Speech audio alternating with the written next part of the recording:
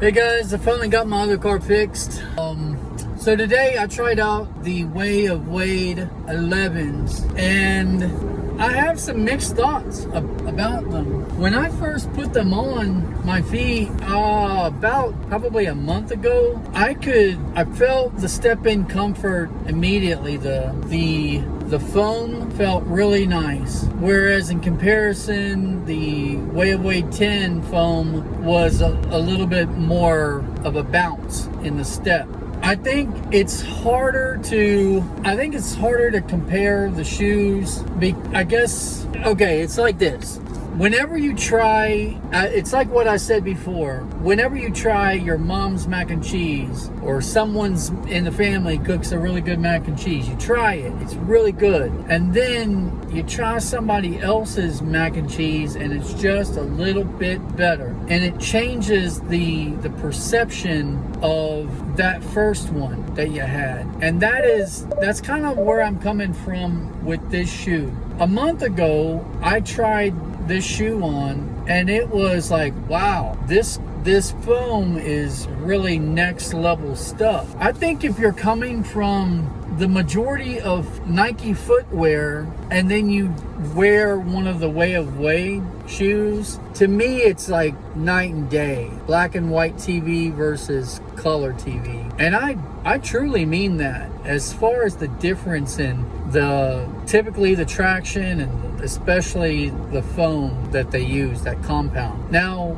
I say typically the traction, and the reason why I say typically, because with this traction setup, it's highly touted online. And yet today, I was on a basketball court that I know is like a concrete, but then it has a rubberized texture on it. And my foot was just sliding everywhere. Now, I wasn't playing basketball, thank God. I think, and maybe if I had played basketball and I was wiping the shoe continuously, I could have gotten a pretty good grip. At no point in time was I falling or anything. It's just that I could move that shoe all over the floor very easily without any problems at all. There was no squeak with this shoe too. I don't know if that's happening with everybody else's Way of Wade 11s, but this one was not like squeaking at all, whereas the Way of Wade 10s were like, every step I took was squeaking. This one was just and I was in a school setting, so maybe they did something to the floor, or I don't know, but it was completely different. Now, I was out standing on pavement pretty much all day long, standing on asphalt, and while I was out there, for the most part, they were comfortable all the way around. They did not get hot or anything like that. The foam was not like an amazing marshmallow or anything like that. It was just a forgiving foam. It was okay. I did, however, have some pain in the left forefoot, right under the ball of the foot. That started to kind of irritate me, and it's still irritating me on the way home now.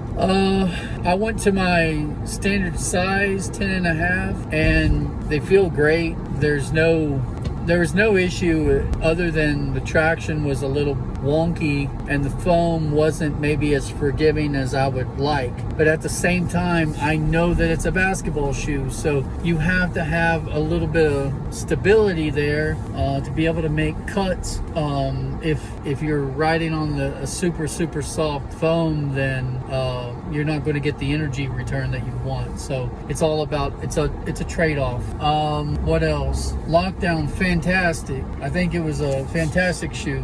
There was one annoying thing that happened with this shoe that was, really annoying. It started to rain and I had to go outside briefly and then come back in. So then I'm walking down a long hallway and it was just, and it did not stop, man. It just kept on going. And then I thought, well, the shoe will dry and it'll be fine. I won't hear that sound anymore. It stayed like that all day long. Every step I took. And the shoes themselves, like on the interior and by the sock and everything, it wasn't wet. I didn't get them soaked or anything. Really, it had stopped raining, and then I walked outside on the pavement and just got that traction pattern somewhat wet, but I guess the grooves are just pretty unforgiving. The water gets in there and it just stays in there, and then it's just nothing but the squish factory all the way through for the rest of the day. Really about the only thing that I could do, I would imagine, is take a towel to the bottom. And by the way, when I mentioned the traction sliding, that was way before I ever stepped outside and got the shoe wet. So I guess the traction in just as an older guy, the everyday wear shoe, in terms of comfort, I'm good with it. And if I'm looking for something with the best traction out there, absolutely not. It just was not that for me. And maybe other people have a totally different experience, but for me, traction was kind of butt. It just was not very good. Foam was just okay. Now, granted, a month ago, I would have said this foam is absolutely fantastic. But since then, I have felt better setups as far as just comfort.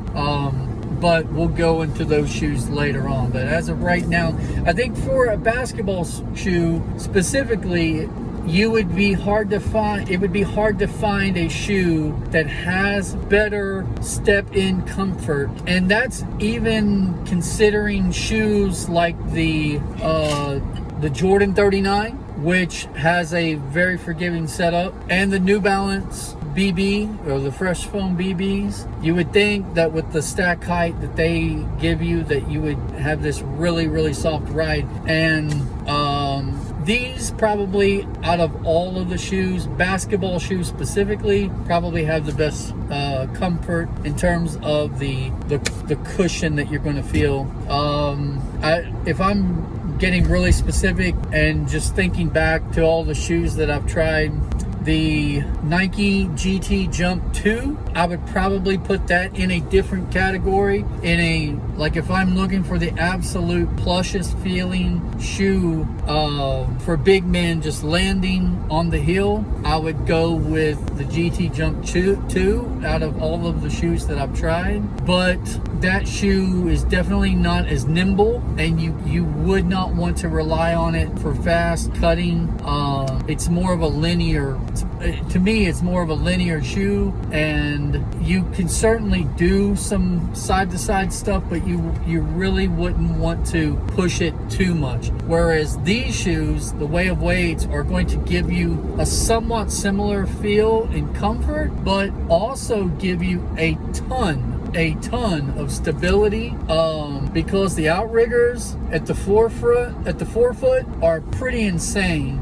In fact, it looks a little weird online. The shoe looks sleek, but when you get them on your feet, it's almost like when you're looking down at your foot, it's almost like a duckbill, like the hat.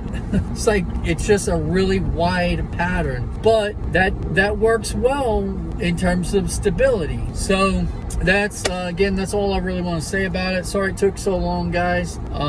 Thanks for watching. Be back tomorrow. Later.